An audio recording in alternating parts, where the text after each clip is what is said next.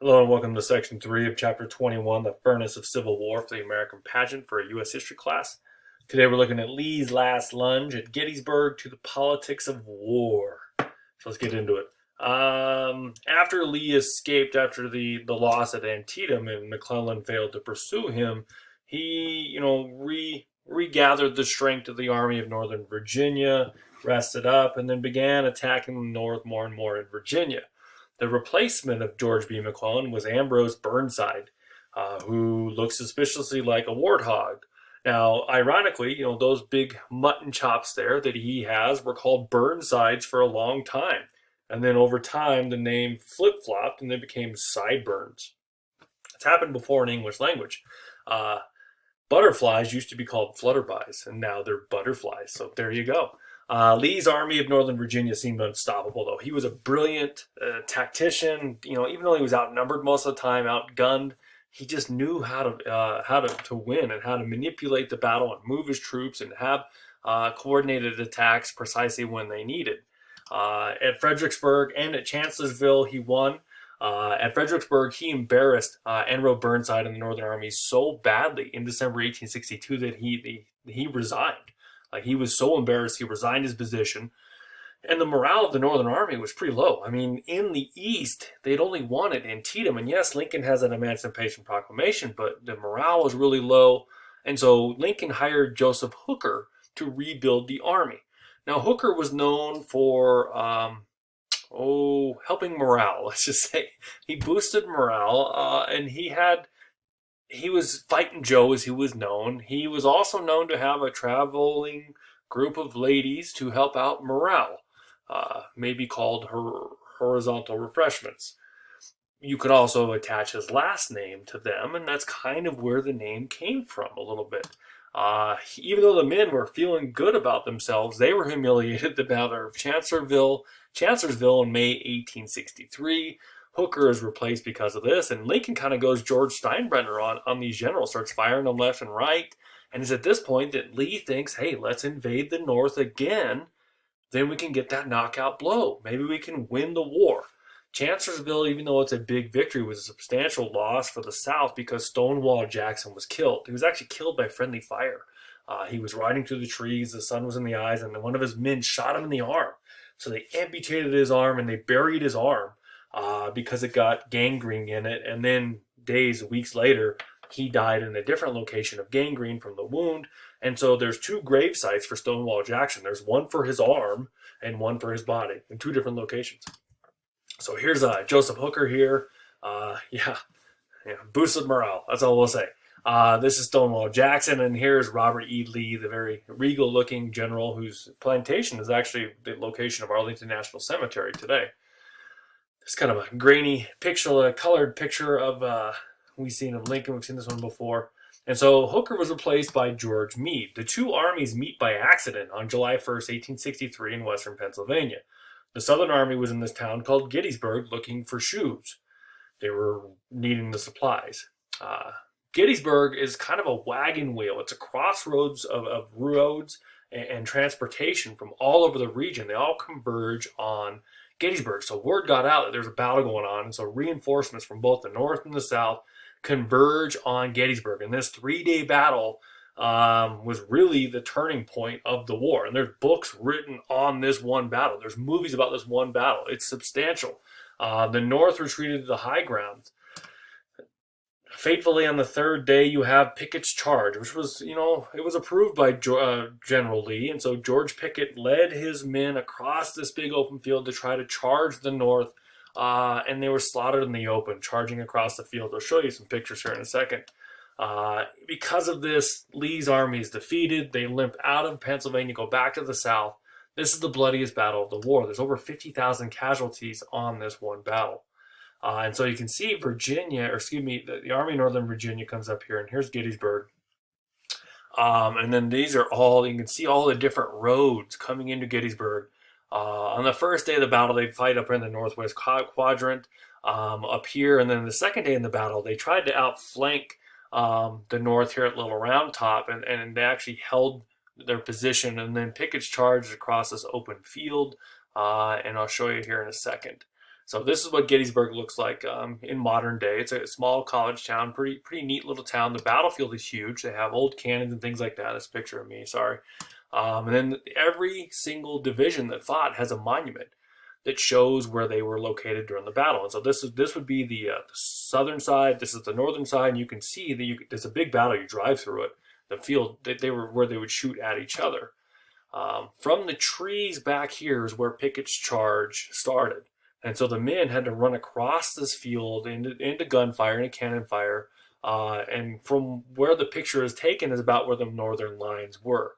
I am standing at the point of where the South got before they were turned back. They almost won, even though this fateful Pickett's charge did not work. I mean, it's like almost a mile of running.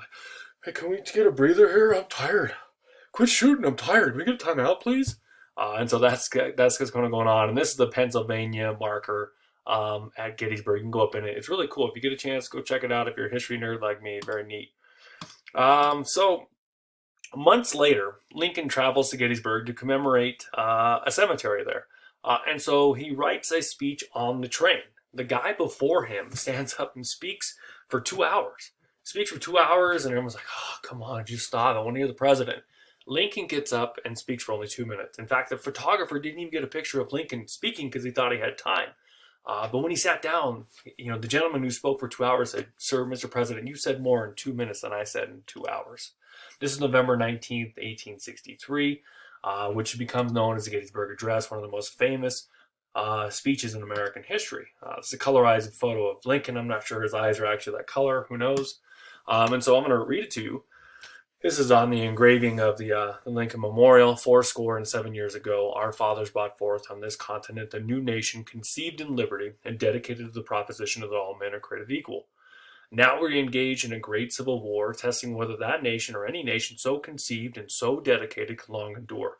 We are met on a great battlefield of that war that we have come to dedicate a portion of that field as a final resting place for those who here gave their lives, that nation might live. It is altogether fitting and proper that we should do this. But in a larger sense, we cannot dedicate, we cannot consecrate, we cannot hallow this ground. The brave men, living and dead, who struggled here have consecrated it far above our poor power to add or detract. The world will little note nor long remember what we say here, but it can never forget what they did here. It is for us, the living, rather to be dedicated here to the unfinished work which they who fought here have thus far so nobly advanced. It is rather for us to be here dedicated to the great task remaining before us, that from these honored dead be taken increased devotion to that cause for which they gave their last full measure of devotion, that we here highly resolve that these dead shall not have died in vain, that this nation under God shall have a new birth and freedom, and that the government of the people, by the people, for the people, shall not perish from the earth. It's only 10 sentences. You can memorize it. Here's some handwritten notes that he wrote on the train ride to Gettysburg.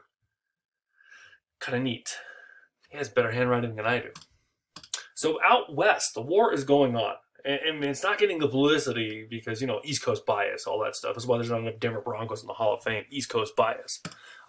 In the West, things are going well. There's this former military guy from Mexican-American War living in Illinois, a failed businessman from Galena, who becomes, joins the Army. Fails in everything in his life except war.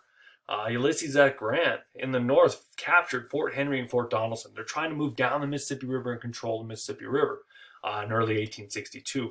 At the Battle of Shiloh in April 1862, Albert Sidney Johnston and the South attacked him, and they had early success. They drove Grant's armies back to the Tennessee River. It's also called the Battle of Vicksburg Landing.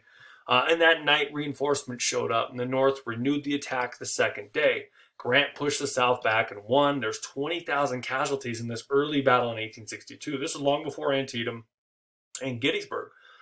It was shocking back east. That number represented more casualties than all American wars combined at that point. If you added up the American Revolution, the War of 1812, the Mexican-American War, the Native American Wars, and whatnot, that one battle, that 2-day battle, had more casualties at that time. The North then took Memphis and then pushed down the Mississippi. From the southern part of the Mississippi, the Navy attacked and secured New Orleans, or Nolens if you're Cajun, on April 25th, 1862. David Farragut and the Navy took it via the Mississippi River. effectively closing shipping for the South out of the Mississippi Valley. The last stronghold of the Mississippi was Vicksburg, which is up on Big Bluffs in Mississippi. It's actually the hometown of Jefferson Davis. It fell to Grant on July 4th, 1863. And I'm showing you a little map here to kind of show you how he did it. And so here's moving from Illinois, Fort Donelson, Fort Henry, and then they've swung. The Battle of Shiloh is here on the Tennessee River. They took Corinth and then Memphis, and then from there they moved down. Now, if you look at this action, Vicksburg was so difficult to take because of the high bluffs that his men floated and waded through swamps and then swung around and attacked from the east, which surprised them and it secured it. You also have David Farragut taking New Orleans and then the Port Hudson battle on May 27th, 1863. By this time, all of the Mississippi is controlled by the North. General Grant then wins the Battle of Chattanooga, and the state of Tennessee was cleared for Confederates. Now, Lincoln, learned of the victory at Gettysburg and the victory at Vicksburg on the same day, July 4th, which he thought was very fitting that the 4th of July, the birthday of America. It's at this point that Grant was made the commander, the general-in-chief to win due to his wins. He's the first man to hold that title since George Washington. His right-hand man takes over the Western armies, William Tecumseh Sherman, and he invades Georgia. He captures Atlanta after a very difficult fight in September of 1864 and burns it to the ground. Famously, Sherman burns Atlanta, which is it's in the movie Gone with the Wind. He destroys rail lines, he burns buildings, and then he marches to the sea and cuts a 50-mile wide path of destruction. He understands total war. He says, we are not only fighting hostile armies, but a hostile people, and must make the old and young, rich and poor, feel the hard hand of war. This is the hard hand of war. They captured Savannah on December 22nd, 1864. From there, he moved up through South Carolina, capturing burning Columbia, February 17th, 1865. It's always freaked me out. Shermanator here, William Tecumseh Sherman looks like my middle school principal, Mr. Charles Shoup. Scares me. So here's the Sherman gunning from Chattanooga, taking Atlanta, marching to the sea, and then pushing up through the Carolinas all the way through 1865. This is his march to the sea. They like to do these things called the Sherman's neckties. They would heat up railroad ties and tie them in knots. Here's a picture of it. Here's a statue of Sherman in New York outside of Central Park. And then I don't know why that's a hard hand of war. Shout out to Megan Johnson and her crew right there. So the politics of war. Critics.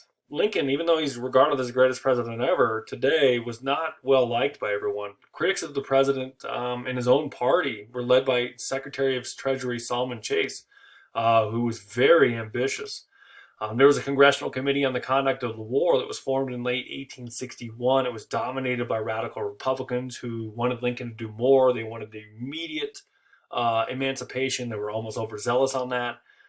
They pressed for emancipation. They also didn't like how Lincoln expanded presidential power during wartime to ensure safety. Stephen Douglas, who maybe would have kept the Democrats in bay in the North because they lost the strong Southern Democrats, died of typhoid fever 7 weeks into the war. So the Democrats in the North are split. You have those who support Lincoln, the war Democrats, and then those who didn't, who were called the peace Democrats or the Copperheads because they were a snake in the grass. And then you have this crazy dude here, Clement L. Van Landingham, who's a prominent member of the Copperheads. This dude was crazy. People in southern Ohio, southern Indiana, southern Illinois really didn't support Lincoln. They didn't support the war. They had some pretty choice, colorful words for it I don't want to use. He was actually banished from the South. He was arrested for sedition and tried in the military tribunal. And so finally he was found guilty. And so Lincoln said, if you like the South so much, go live in it. And banished him to the South. And then eventually he worked his way into Canada, where he ran for governor from Canada. He ran a pretty successful campaign. He didn't win, but he's running a campaign from a foreign country. Eventually he ends up back in Ohio and he's denouncing King Lincoln. And he just never really gets punished. He's kind of a weird guy. That's all I have for today. This is a little chart showing you how the Democrats were split. We have the peace Democrats, the war Democrats, and you have the Copperheads, those snakes in the grass, and the Republicans. Next time we'll finish this up. If you have any questions, let me know. Hope you enjoyed this.